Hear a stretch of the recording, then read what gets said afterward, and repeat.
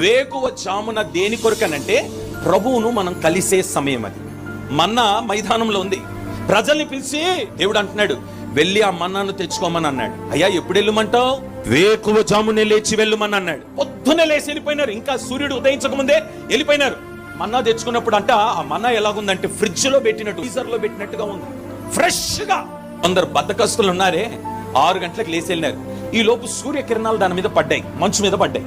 మంచు ఏమైపోతుంది, కరిపోగానే మన్నా ఏమైపోయిందో తెలుసా? పాడైపోయింది. ఇప్పుడు నువ్వు ప్రభును కలవాలని అంటే ఎప్పుడు లేవాలి? మన్నా కావాలంటే ఎప్పుడు లేవాలి?